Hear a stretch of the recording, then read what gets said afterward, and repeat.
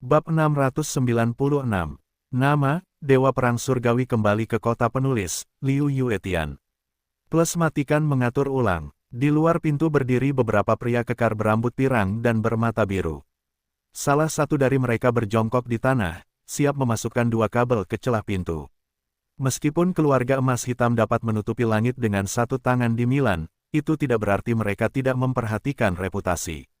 Untuk penculikan seperti itu, mereka selalu memiliki wajah yang baik, jadi mereka tidak memilih untuk menendang pintu. Namun, ketika kabel pria itu hendak dimasukkan ke celah pintu, pintu tiba-tiba terbuka. Beberapa orang terkejut oleh hawa dingin dan secara naluriah menyentuh tangan mereka ke arah pinggang belakang. "Permisi, apakah menurut Anda saya terlihat tampan?" Wajah seorang pria oriental muncul di depan mereka dan menatap mereka dengan sangat serius. Pria berjas itu tertegun, lalu mengeluarkan foto-foto itu dan membandingkannya. Dia mengangguk ke beberapa orang berikutnya dan berkata, "Ya, dia adalah pria yang frustrasi. Bawa dia pergi." Yang Xuan, Nima, seluruh proses itu hanya berlangsung beberapa detik dan terdiam. Sunan, yang sedang tidur, sama sekali tidak menyadarinya. Di luar pintu, pria berjas dan yang lainnya memegangi perut mereka karena kesakitan. Mereka tidak melihat dengan jelas tadi. Mereka tiba-tiba merasakan sakit yang tajam di perut bagian bawah, lalu mereka lemas. Yang Xuan mendorong mereka langsung ke kamar kosong di seberang. "Apakah kalian akan mengatakannya sendiri, atau aku yang bertanya?" Yang Xuan menendang beberapa orang ke tanah dan berlutut. Dia perlahan menyalakan sebatang rokok dan duduk di tepi tempat tidur. Pria berjas itu bereaksi dengan cepat dan buru-buru berkata, "Maaf, kami tidak punya uang untuk minum, jadi kami berencana untuk mencuri sesuatu. Tanpa diduga, kami menyinggung ahlinya. Tolong angkat tangan dan biarkan kami pergi." Klik. Dengan patah tulang, pria berjas itu langsung berteriak. Untungnya, efek kedap suara hotel ini sangat bagus, dan tidak takut mengganggu orang lain. "Sepertinya kalian tidak akan mengatakan yang sebenarnya, kan?" Yang Xuan memuntahkan cincin asap dan berkata dengan lemah. Sebenarnya, ketika orang-orang ini datang ke pintu tadi, Yang Xuan telah mendengar gerakan itu. Dan dari langkah kaki orang-orang ini, dapat dipastikan bahwa mereka adalah sekelompok orang yang terlatih khusus. Dan satu persatu, mereka mengenakan jas merek terkenal, mengatakan bahwa mereka datang untuk mencuri barang dan membujuk anak-anak. "Wah, sebaiknya kamu jangan main-main." Melihat bahwa dia tidak dapat menyembunyikannya, pria berjas itu tiba-tiba mengangkat kepalanya dan berkata dengan galak, "Apakah kamu tahu siapa kami? Kami dari keluarga emas hitam. Aku suka wanitamu. Jika kamu tahu." Boom! Namun, sebelum dia menyelesaikan kata-katanya, Yang Xuan tiba-tiba menamparkan kepala lawannya dengan gambar yang berat, menghancurkan penutup surgawi lawannya dalam sekejap, bersandar ke belakang setelah tubuhnya selesai, dan tidak ada napas dalam sekejap mata. Yang lain terkejut, "Apakah kamu tidak mendengar dengan jelas? Kami dari keluarga emas hitam. Sebaiknya kamu." Klik, klik, klik. Yang Xuangen sama sekali tidak ragu-ragu. Beberapa tinju Feng Yan yang ganas menghancurkan tenggorokan beberapa orang dalam sekejap. Jika itu sesuatu yang lain, Yang Xuan tidak perlu membunuh. Tetapi Sunan jelas merupakan skala terbalik Yang Xuan. Tidak peduli apapun platinum atau emas hitamnya, mereka semua harus mati. Setengah jam kemudian, Tuan Jenny, ada yang salah. Salah satu anak buahnya bergegas ke Jenny dan berbisik dengan panik. "Apa?" Gelas sampahnya di tangan Jenny jatuh ke tanah. "Siapa yang melakukannya?" Jenny berkata dengan marah, dengan kemarahan yang kuat di tubuhnya. Pria di sebelahnya menelan ludah dan berkata, "Wanita itu mengenal Catherine di Milan. Tidak akan ada orang lain selain Catherine." Jenny sangat marah. "Catherine, berani sekali. Bawa dia segera." Baru saja dia menunggu lama. Tidak ada kabar dari orang-orang yang dikirim, dan tidak ada yang menjawab telepon. Jenny mengirim beberapa orang lagi untuk melihat apa yang terjadi. Hasilnya mengejutkan karena menemukan bahwa pria berjas dan yang lainnya telah meninggal dengan menyedihkan di kamar hotel. Bagi Jenny, itu hanya provokasi buah merah. Di Milan, seseorang berani menyentuh orang-orang dari keluarga emas hitam mereka. Saat ini, Catherine baru saja mandi. Dia mengenakan gaun tidur sutra putih, berbaring miring di tempat tidur dan membaca majalah mode. Ini adalah kebiasaannya selama bertahun-tahun. Tidak peduli seberapa larut dia harus membaca buku mode sebentar sebelum tidur. Alasan mengapa Anda bisa menjadi desainer top dunia di usia muda bukan hanya bakat Anda, tetapi juga kecintaan Anda pada mode dan upaya diam-diam Anda di baliknya. Bang bang, tepat saat itu, terdengar ketukan keras di luar pintu. Catherine mengerutkan kening. Denny, pergi dan lihat apa yang terjadi. Denny, pengurus rumah tangga lama Catherine, bergegas membuka pintu. Aku melihat beberapa pria garang berdiri di luar. Siapa yang kau cari? Denny bertanya dengan waspada. Di mana Catherine? Pria pertama bertanya dengan suara berat. Denny saling memandang. Oh, maaf, Nona Catherine tidak kembali hari ini. Silakan kembali besok. Kemudian dia siap untuk menutup pintu. Denny, apa yang terjadi? Pada saat ini, Catherine tiba-tiba turun dari loteng. Nona, lari. Denny berkeringat dingin. Sebenarnya, dia sudah menyadari bahwa orang-orang ini tidak baik, jadi dia sengaja mengatakan bahwa Catherine tidak ada di rumah. Tapi aku tidak menyangka Catherine akan muncul tiba-tiba. Orang tua, beraninya berbohong. Seorang pria kekar mengulurkan tangan dan mencubit leher Denny. Pengurus rumah tangga tua yang malang itu langsung kehabisan napas. Denny, seru Catherine dan menangis. Dia membawa pengurus rumah tangga tua itu keluar dari rumah. Denny telah mengikutinya sejak dia masih sangat muda, dan Catherine selalu menganggap Denny sebagai orang yang lebih tua. Siapa kamu? Berani sekali, seru Catherine. Kepala pelayan berkata dengan dingin, Nona Catherine, Tuan Jenny, silakan datang dan naik bus bersama kami. Tuan Jenny, Catherine sedikit mengernyit. Dia tidak mengerti apa yang telah menyinggung Jenny. Apakah itu sesuatu di jamuan makan tadi? Saat aku berganti pakaian, Catherine berusaha tetap tenang. Sekarang dia tidak tega memikirkan alasannya. Tidak peduli apa alasannya, pasti bukan hal yang baik untuk ditemukan oleh Jenny di tengah malam. Dia harus mencari kesempatan untuk keluar terlebih dahulu. Kamu tidak perlu mengganti pakaianmu. Bagus untuk memakai ini. Tolong minta Nona Catherine untuk naik bus. Namun, pihak lain sama sekali tidak memberinya kesempatan. Kedua pria itu maju dan memegang lengan Catherine, lalu menyeretnya dengan paksa ke dalam mobil yang diparkir di pintu. Lepaskan aku akan pergi sendiri. Ketika dia sampai di villa, Catherine menepis lengan kedua orang di sebelahnya. Tuan Jenny, apa maksudmu? Tanya Catherine, yang datang dengan gaun tidurnya. Jenny melirik lekuk tubuh Catherine yang sempurna dan berkata dengan dingin, apa maksudmu? Aku seharusnya menanyakan kalimat ini kepadamu. Catherine sedikit tidak nyaman ketika dia ditatap oleh pihak lain. Dia secara naluriah menutupi dadanya dan mengerutkan kening. Aku tidak tahu. Jika kamu punya sesuatu untuk dikatakan. Jenny menatap Catherine selama beberapa detik, lalu bangkit perlahan dan mendekati Catherine. Selangkah demi selangkah, apa yang kamu inginkan? Catherine menutupi dadanya dengan ketakutan dan mundur. Pop, Jenny tiba-tiba mengangkat tangannya, menamparkan wajah Catherine dan menjatuhkan Catherine ke tanah. Kemudian ada pukulan yang tidak bisa tidak diucapkan, yang membuat Catherine berteriak lagi dan lagi. Wanita jalang, beraninya kau melawanku, apa kau sudah lelah hidup? Jenny berteriak marah. Wajah Catherine berlumuran darah. Jenny, apa kau gila? Di mana aku menyinggungmu? Boom! Jenny menendang kepala Catherine lagi. Kau masih berpura-pura bingung denganku sekarang, bukan? Semua orang yang kukirim untuk mencari wanita itu tewas mengenaskan di hotel. Wanita itu hanya mengenalmu di sini. Jika bukan kau yang melakukannya, siapa lagi? Catherine tercengang dan mengerti bahwa orang-orang itu mungkin dibunuh oleh Yang Xuan. Meskipun Catherine sejauh ini tidak mengetahui identitas asli Yang Xuan. Namun di dalam hatinya, Yang Xuan juga seorang pemimpin tentara bayaran. Dia pasti memiliki dua kuas di tangannya. Itu lebih dari cukup untuk membunuh beberapa budak rumah tangga. Tidak, Catherine baru saja akan mengatakan bahwa dia tidak melakukannya sendiri, tetapi di tengah-tengah percakapan, dia tiba-tiba berhenti. Setelah waktu yang lama, Catherine tiba-tiba merasa bersalah dan menggertakkan giginya. Ya, aku melakukannya, tetapi itu tidak ada hubungannya dengan temanku, tetapi kamu telah menganiaya aku sebelumnya. Aku tidak bisa menerimanya. Petik 2. Jadi aku diam-diam mengirim seseorang untuk menyergap mereka, tetapi sekarang setelah kamu mengetahuinya, aku akan menerima hidupku. Jika kamu ingin membunuh atau memotong, terserah padamu. Ketika Catherine selesai, dia mengatupkan giginya dan siap untuk mati. Sebenarnya, bukan karena dia lelah hidup, tetapi dia berpikir bahwa meskipun Yang Xuan memiliki beberapa keterampilan, tidak mungkin untuk melawan raksasa keluarga emas hitam di Milan. Untuk menyelamatkan Yang Xuan, dia lebih suka membayar harga nyawanya.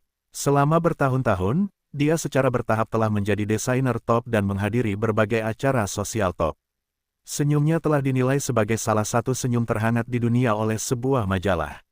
Banyak orang berpikir bahwa dia adalah wanita yang sangat bahagia dan bahagia. Dia juga mengungkapkan kepada beberapa orang dalam bahwa dia telah menyingkirkan Yang Xuan. Dan penampilannya dalam beberapa tahun terakhir memang sama.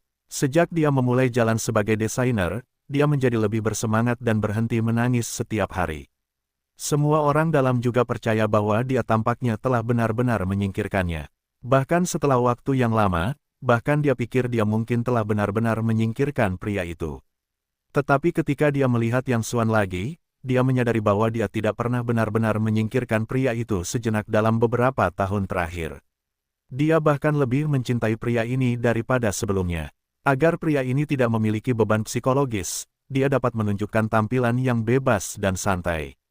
Cinta yang tak pernah pudar, dia tetap tak akan ragu memilih menyelamatkan pria ini dengan mengorbankan nyawanya sendiri. Wanita jalang, ini benar-benar kau. Ayo, lempar wanita jalang ini ke perut sapi perunggu. Seorang pria di dekatnya berteriak dengan marah. Beberapa pria kekar bergegas maju dan hendak memasukkan Catherine ke perut sapi perunggu. Jenny tiba-tiba mengangkat tangannya dan berkata, "Tunggu." Jenny menatap Catherine yang memar dengan matanya yang dingin. Dalam beberapa detik, hahaha. Jenny tiba-tiba tertawa terbahak-bahak, maju, meremas dagu Catherine dan berkata dengan suara yang dalam, "Catherine, apakah kau benar-benar menganggapku bodoh? Tapi kau mengingatkanku, aku benar-benar ingin tahu siapa identitas wanita itu, yang layak kau lindungi dengan nyawamu." Catherine panik dan buru-buru berkata, "Itu bukan urusan orang lain. Aku sudah bilang, itu urusanku sendiri. Jangan ganggu orang lain." Hahaha, semakin kau mengatakan itu, semakin yakin aku. Jenny memberi beberapa perintah kepada orang di sebelahnya. Pria itu mengeluarkan ponsel dan menyerahkannya kepadanya. "Saat aku pergi tadi, aku membawa ponsel jalang ini." Jenny memaksa sidik jari Catherine untuk membukanya, lalu mulai memeriksa rekaman panggilan terakhir. Yang Xuan, Jenny terkejut, rekaman panggilan terakhir Catherine bukanlah wanita bernama Sunan, melainkan suaminya. "Itu bukan urusan Yang Xuan. Aku melakukannya sendiri. Jangan main-main," seru Catherine. Jenny tersenyum dingin dan memberi isyarat kepada rombongan di dekatnya. Beberapa petugas segera maju, menutup mulut Catherine dengan kain, lalu mengikatnya ke tiang dan mulai menyiksanya dengan segala macam siksaan. Catherine disumpal dan hanya bisa berteriak. Tubuhnya sangat kesakitan, tetapi yang paling terlihat di matanya masih kekhawatiran. Saat ini, Yang Xuan telah tertidur dengan Sunan di pelukannya. Dia tidak peduli dengan apa yang baru saja terjadi. Tiba-tiba, sebuah aplikasi video muncul. Ketika Yang Xuan melihat ide penelepon, dia terkejut dan gemetar. Dia segera mematikan telepon dan menatap Sunan dengan panik. Untungnya, Sunan tidur terlalu lelap dan tidak terbangun.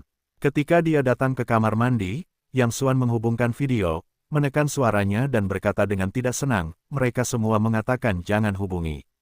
Jika menantu perempuan saya tahu di tengah malam." Namun, baru setengah jalan melalui percakapan, Yang Xuan tiba-tiba menemukan sesuatu yang salah. Gambar di ujung lain video itu menghadap banteng tembaga dan tidak melihat Catherine. Kemudian, gambar itu tiba-tiba menyala, dan seorang pirang, wajah seorang pria barat yang feminin muncul di layar. "Siapa kamu?" Yang Xuan Mei mengerutkan kening, dan firasat buruk muncul di hatinya. Wajah di layar tersenyum dingin dan tidak berbicara, tetapi mengarahkan kamera ke Catherine yang diikat dengan manik-manik. Ledakan. Melihat tragedi Catherine, kemarahan Yang Xuan melonjak di kepalanya. Tetapi ekspresinya sangat tenang, begitu tenang sehingga orang-orang takut. "Apa yang kamu inginkan?" Suara Yang Xuan juga sangat tenang dan tidak bisa melihat emosi apapun. "Aku akan mengirimkanmu sebuah posisi. Kamu dan istrimu harus muncul di hadapanku dalam 10 menit. Kalau tidak, Catherine tidak hanya akan mati, tetapi juga mati kesakitan. Selain itu, dalam 10 menit, bahkan jika kamu tidak datang, aku akan menemukan seseorang untuk mengundangmu." Setelah itu, Jenny memotong video dan mengirimkan lokasi. Yang Xuan tampak sangat tenang, terutama matanya, setenang mata air di lembah. Dia kembali ke tempat tidur, dengan lembut menyelimuti Sunan, lalu mengenakan mantelnya dan diam-diam meninggalkan pintu. Cuaca di Milan malam ini sangat bagus. Langit penuh dengan bintang, terutama bulan yang cerah. Langit sangat cerah, seperti lempengan batu giok yang tertanam di langit. Namun, cahaya bulan hari ini berbeda dari masa lalu. Cahaya bulan itu tampak bercampur dengan warna darah. Pada saat yang sama, Sol sedang berbaring di tempat tidur di sebuah kastil kuno di utara Milan. Dia terlalu bersemangat untuk tidur. Karena dia akhirnya mewujudkan mimpinya, dia sekarang memiliki identitas lain selain identitas pemimpin organisasi Kapak Dewa, kepala kantor non-staf pasukan Swansea di Italia. Meskipun itu hanya seorang non-staf, itu sudah cukup bagi Sols untuk bersemangat selama beberapa hari. Tepat pada saat itu, sebuah pesan tiba-tiba berdering. Mendengar suara itu, Sol melompat dari tempat tidur dan meraih ponselnya. Untuk menyoroti posisi khusus yang Swan dalam benaknya, dia mengubah semua panggilan dan pesan yang Swan menjadi pengingat yang kuat. Anda sedang menunggu untuk mengirimi saya pesan di malam hari. Pasti ada tugas penting. Ketika Yang Swan tiba di gerbang rumah bangsawan, dia tidak terhalang. Kedua penjaga di gerbang melihatnya dan tersenyum serta memberi isyarat untuk mengundang. Namun, mereka menatap Yang Swan dengan penuh minat, seolah-olah mereka sedang melihat mayat. Ketika Yang Suangang memasuki rumah bangsawan, kedua gerbang di belakangnya tertutup rapat dengan suara gemuruh. Jenny duduk di tepi kolam renang, mengocok segelas sampahnya emas di tangannya. Di sisi lain kolam renang terdapat sebongkah pasir, di atasnya berdiri sapi perunggu dengan aroma daging panggang. Yang Swan melihat sekeliling dan tidak melihat Catherine. "Di mana temanku?" Yang Swan bertanya, dengan nada yang sangat tenang, tanpa emosi apapun. Jenny duduk di kursi, ibu jarinya dengan lembut membelai gelas sampahnya yang terbuat dari kristal. Dia mengenakan setelan jas yang dibuat khusus. Dia tinggi dan tampan. Jika hanya melihat penampilannya, dia jelas seorang pria yang sopan. "Sepertinya kamu bukan orang yang tahu berita terkini. Kata-kataku awalnya adalah mengizinkanmu datang bersama istrimu. Jika kau melakukannya, aku mungkin akan mempertimbangkan untuk mengampuni nyawaku dan mencungkil matamu paling banter. Tapi kau tidak menghargai kesempatan ini, yang membuatku sangat tidak senang." Suara Jenny acuh tak acuh dan penuh dengan nada tinggi, dan matanya memancarkan cahaya dingin. "Hentikan omong kosong itu, di mana temanku?" Yang Swan mengatakannya lagi dengan suara tenang. "Berani sekali, beraninya kau berbicara dengan tuan muda Jenny seperti ini. Aku sudah lelah hidup." Seorang pria pirang jangkung di sebelahnya meneguk minuman keras. Tepat saat dia akan bergegas maju, Jenny melambaikan tangannya dengan lembut. Dia menatap Yang Swan sejenak dengan tatapan yang sangat aneh, bercanda dan berkata, "Kau adalah orang pertama yang bisa tetap tenang saat melihatku. Kalau begitu, aku akan menunjukkan temanmu kepadamu." Dengan itu, seutas tali tiba-tiba terentang ke udara, dan Catherine yang berdarah terikat di bawah tali itu, berayun setidaknya setinggi 7 atau 8 meter dari kolam renang. Lucy, melihat tragedi pihak lain, Yang Swan tiba-tiba menegang hatinya, seolah-olah dia telah ditusuk oleh sesuatu sesaat. Tepat saat dia hendak bergegas menyelamatkan orang, Jenny tiba-tiba mengeluarkan remote control dan menekannya dengan lembut. Ledakan, sebuah bom tiba-tiba meledak di air, dan ombak melonjak setinggi 3 atau 4 meter. "Aku memasang 2 bom, 1 di air dan 1 di temanmu. Selama aku menekannya dengan lembut, temanmu akan segera melihat Tuhan." Jenny memainkan remote control di tangannya, dan matanya penuh dengan pesona jahat yang dingin. Ledakan, kemarahan yang kuat tiba-tiba muncul dari Yang Swan, dan hampir semua sel dalam tubuhnya meraung. "Apa yang kamu inginkan?" Yang Swan Kiang menahan amarahnya. "Sederhana saja." Jenny meletakkan remote control di tangannya di atas meja kecil di depannya dan tersenyum pada Yang Swan. "Remote controlnya ada di sini. Selama kamu bisa mendapatkan remote controlnya, kamu bisa mematikan bom pada temanmu. Tapi aku perlu mengingatkanmu bahwa kamu hanya punya waktu 10 menit. Ayo mulai sekarang." Setelah itu, bom yang diikatkan pada Lucy berkelap-kelip dan memulai hitungan mundur. Jarak antara Yang Swan dan Jenny tidak lebih dari 20 meter. Bahkan jika kamu berjalan pelan, itu tidak akan memakan waktu lebih dari 1 menit. Tapi tentu saja Jenny tidak akan membiarkan Yang Swan mendapatkan remote control dengan mudah. Setidaknya ada 100 penjaga yang terlatih di rumah besar ini. Jenny suka bermain kucing-kucingan. Setiap kali tikus ditangkap oleh kucing, tikus itu tidak akan langsung dimakan. Kucing selalu bermain dengan tikus sebelum menelannya. Ini tidak hanya bisa memuaskan nafsu makan, tetapi juga dianggap sebagai kegiatan hiburan. Jenny sangat menyukai perasaan ini. Saat ini, Yang Xuan seperti tikus malang di matanya. Yang Xuan mengepalkan tinjunya dan menatap seperti obor. Tiba-tiba, dia berteriak dengan marah, menendang jari kakinya dengan keras, dan seluruh tubuhnya melesat ke arah Jenny seperti anak panah. Panggil. Pada saat ini, seorang pria kulit hitam yang kuat setinggi setidaknya 2 meter dan kekar seperti bukit tiba-tiba muncul di sebelahnya. Raungan. Pria kulit hitam yang kuat itu mengeluarkan raungan seperti binatang buas, dan tinjunya yang besar menghantam otot-otot dada marmernya seperti gorila hutan primitif. Melihat mata Yang Xuan, itu lebih seperti binatang buas yang lapar. Itu hijau seperti melihat makanan lezat. Rosen, jangan bunuh aku. Tarik napas. Jenny menyesap sampahnya dan melihat pemandangan itu dengan penuh minat. Kau, pukul aku. Pria kulit hitam itu dengan menantang menunjuk Yang Xuan. Yang Xuan mengepalkan tinjunya, tiba-tiba lari dan meninju dada pihak lain. Ledakan. Dengan suara tumpul, pria kulit hitam itu berdiri diam, tetapi Yang Xuan sendiri terkejut kembali oleh reaksi pukulan itu. Kau, ayolah, aku tidak suka digelitik. Pria kulit hitam yang kuat itu tampak menghina. Yang Xuan menggertakkan giginya, merentangkan tubuhnya lagi, terbang ke udara, dan menendang dada pria kulit hitam itu dengan keras. Ledakan. Terdengar suara teredam lagi, dan pria kulit hitam yang kuat itu tetap tidak bergerak. Namun, Yang Xuan dikejutkan oleh kekuatan anti gempa dan terpental mundur sejauh 7 atau 8 meter. Ketika mendarat, dia terhuyung mundur beberapa langkah dan hampir jatuh ke tanah.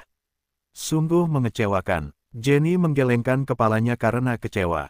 Dia pikir pria timur itu akan memiliki 2 sapuan, tetapi dia tidak menyangka akan begitu rentan.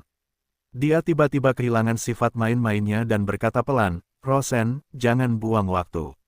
Ya, Tuan Jenny. Rosen menggerakkan lehernya sejenak, dan persendian tulangnya tertawa cekikikan.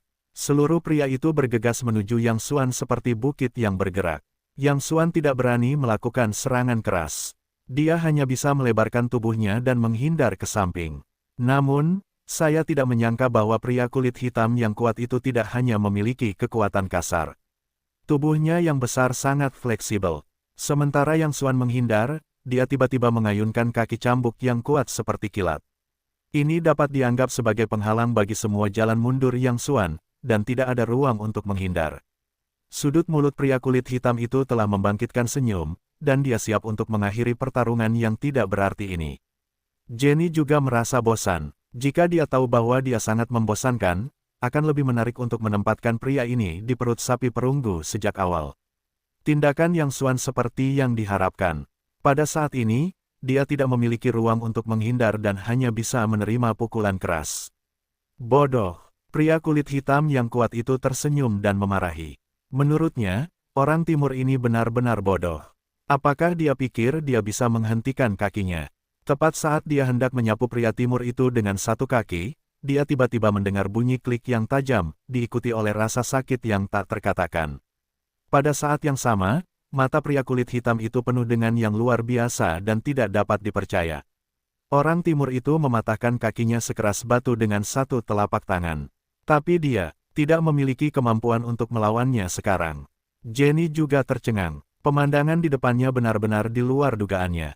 Namun, saat berikutnya, dia tiba-tiba menyadari bahwa pria timur itu dengan sengaja menunjukkan kelemahan, dan tujuan sebenarnya adalah, begitu raut wajah Jenny berubah, dia segera mengulurkan tangannya untuk mengambil kembali remote control.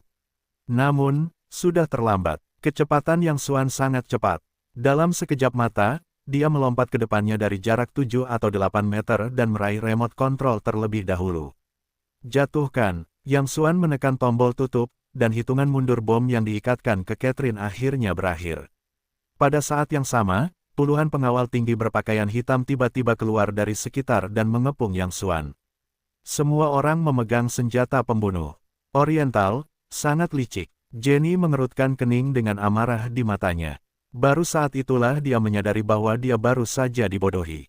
Kamu salah. Itu disebut akal. Yang Xuan tersenyum dingin. Sebenarnya, jika dia benar-benar ingin berurusan dengan pria kulit hitam tadi, dia dapat dengan mudah membunuh pihak lain dalam waktu tidak lebih dari 2 detik. Namun, dia tahu betul bahwa Jenny tidak akan pernah membiarkannya mendapatkan remote control dengan mudah, jadi dia sengaja berpura-pura tidak bisa mengalahkannya. Ketika Jenny benar-benar melonggarkan kewaspadaannya, dia memanfaatkan kesempatan itu untuk melepaskan remote control. Sepertinya aku meremehkanmu. Jenny mendengus dingin dan memancarkan tatapan kejam di matanya. Kau punya pikiran dan bisa bertarung dengan sangat baik, tapi aku benar-benar ingin tahu apakah tinjumu cepat atau pelurumu cepat. Setelah itu, Jenny tiba-tiba mengeluarkan pistol Desert Eagle perak dari punggungnya dan mengarahkannya ke dahi Yang Xuan. Namun, Yang Xuan sama sekali tidak takut dan mengejek, anak-anak adalah anak-anak. Mereka masih suka bermain dengan mainan ketika mereka sudah begitu tua. Sikap Yang Xuan membuat Jenny semakin marah. Menurutnya, ini adalah provokasi buah merah. Sebentar lagi, kau akan tahu apakah ini mainan. Setelah itu, Jenny memancarkan tatapan kejam di matanya. Jari telunjuknya menarik dengan keras dan menarik pelatuknya. Ah! Sebuah teriakan. Namun, teriakan itu bukan dikirim oleh Yang Xuan, tetapi seorang pengawal yang berdiri di belakang Yang Xuan, yang langsung tertusuk peluru di bahunya. Dan Jenny dan pengawal lainnya membuka mulut mereka. Begitu dekat sehingga pria ini dapat menghindari peluru. Ini luar biasa. Sekarang, kau tahu mana yang lebih cepat, aku atau peluru. Yang Xuan memasukkan tangannya ke dalam saku celana dan tampak santai. Mulut Jenny mulai berkedut sedikit. Secara kebetulan, itu pasti kebetulan. Di dunia ini, tidak ada yang bisa menghindari peluru pada jarak sedekat itu. Bang-bang, Jenny menarik pelatuk 2 kali berturut-turut. Namun, kedua peluru itu masih bisa dihindari oleh Yang Xuan dengan kecepatan yang luar biasa. Tidak mungkin, Jenny meraung. Dia tidak pernah melihat seorang ahli. Dia juga tahu bahwa tidak peduli seberapa cepat orang bereaksi, akan ada batas maksimal. Tetapi bahkan jika beberapa orang melatih kecepatan reaksi mereka hingga batas maksimal, mereka tidak akan bisa lebih cepat dari peluru. Kecuali, pihak lain bukan manusia. Ada banyak hal yang menurutmu mustahil. Yang Xuan tersenyum tenang. Tentu saja, dia adalah manusia dari daging dan darah. Karena dia seorang manusia, tidak peduli seberapa kuat tubuhnya, dia tidak akan pernah bisa menembus batas maksimal. Keterampilan menyembunyikan peluru sama sekali tidak lebih cepat dari peluru. Tidak ada seorang pun di dunia ini yang bisa lebih cepat dari peluru dalam jarak dekat.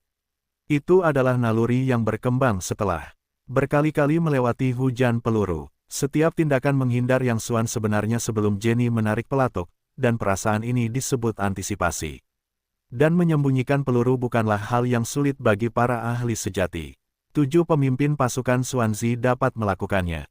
Keluarga emas hitam Jenny memang memiliki beberapa kekuatan, tetapi dibandingkan dengan dunia gelap, itu juga merupakan celah yang sangat berbeda. Jadi dia tidak akan pernah mengerti kebenaran ini. Aku tidak percaya, teriak Jenny, siap menarik pelatuk lagi. Namun, kali ini Yang Xuan tidak terus memberinya kesempatan.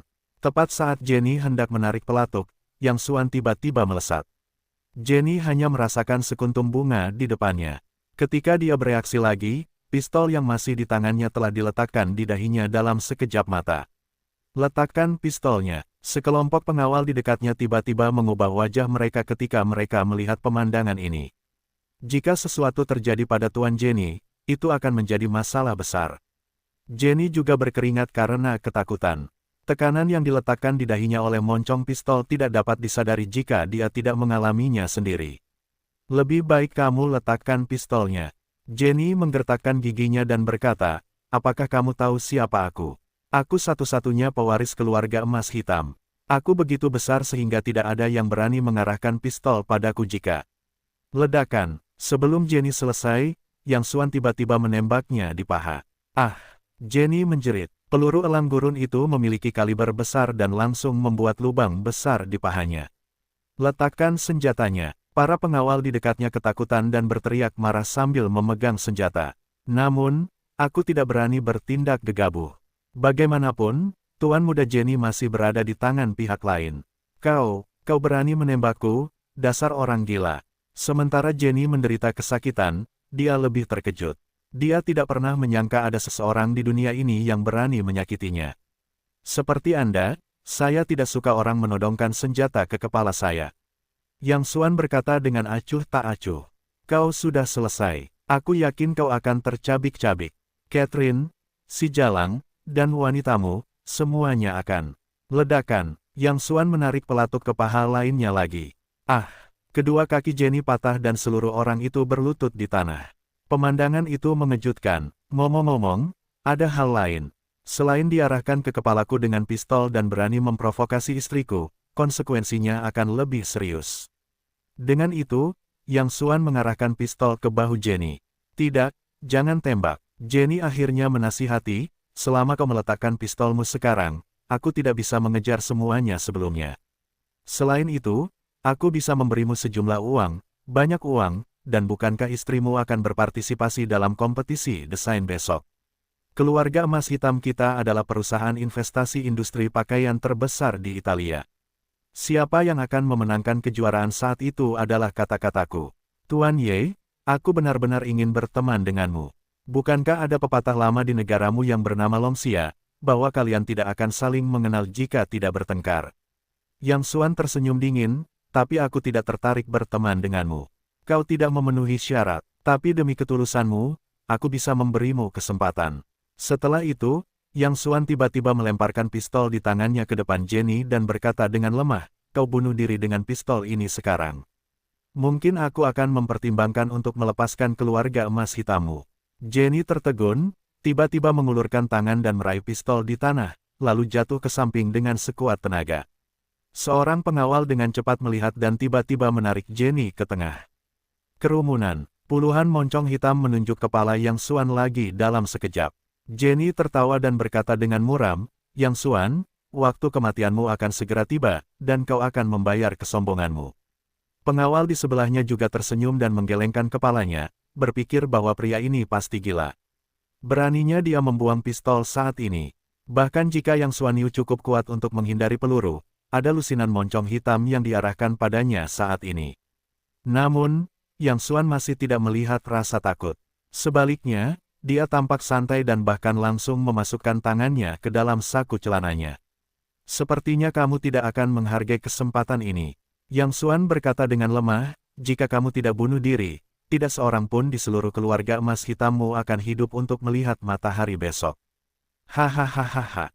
Jenny tiba-tiba tertawa terbahak-bahak. Sayang sekali kamu memiliki keterampilan yang begitu bagus, tetapi aku tidak menyangka kamu menjadi orang bodoh. Membiarkan seluruh keluarga emas hitamku binasa. Aku tidak berani mengatakan ini bahkan dalam mimpi. Apakah kamu tahu seperti apa keberadaan keluarga emas hitam kita? Selain Tomahawk, seluruh Milan dan bahkan beberapa kota terdekat adalah wilayah keluarga emas hitam kita. Beberapa kota terdekat, termasuk penguasa kota Milan, harus mendapatkan persetujuan dari keluarga emas hitam kita sebelum mereka dapat berkuasa. Anjing, apakah kau sengaja mengucapkan kata-kata ini, mencoba memprovokasiku, dan kemudian menembakmu hingga mati? Aku katakan padamu, kau bermimpi, kau mematahkan kakiku, aku tidak akan pernah semurah ini padamu. Aku akan membuat hidupmu lebih buruk dari kematian, membiarkanmu hidup dalam siksaan dan rasa sakit yang paling kejam sepanjang waktu, dan aku akan mengambil wanitamu. Gemuruh. Pada saat ini, deru mesin yang besar datang dari luar pintu. Ledakan. Gerbang besi rumah bangsawan itu tiba-tiba terbuka, dan kemudian sebuah mobil lapis baja hitam bergemuruh masuk. Ketika mereka melihat mobil lapis baja itu, wajah semua orang berubah drastis. Yang mereka takuti bukanlah kendaraan lapis baja itu, tetapi tanda kapak emas di kepala kendaraan lapis baja itu. Tomahawk. Selain itu, di belakang kendaraan lapis baja itu, ada ratusan mobil hitam. Di bagian depan setiap mobil, ada bendera kapak perang. Hula, ratusan pria kuat dengan berbagai senjata di tangan mereka bergegas keluar dari mobil hitam itu. Pintu Lincoln yang memanjang di depan perlahan terbuka, dan seorang pria jangkung dengan rambut pirang lurus dan mata biru berjalan keluar dari mobil. Tuan Souls. Melihat orang ini, orang-orang dari keluarga Black Gold berseru pada saat yang sama. Tanpa diduga, Souls, pemimpin tertinggi organisasi Tomahawk, datang sendiri. Tidak heran akan ada kemegahan seperti itu. Pada saat yang sama, para pengawal dari keluarga Black Gold ini juga melemparkan senjata mereka ke tanah untuk pertama kalinya. Karena peduli dengan negara, ada aturan tidak tertulis.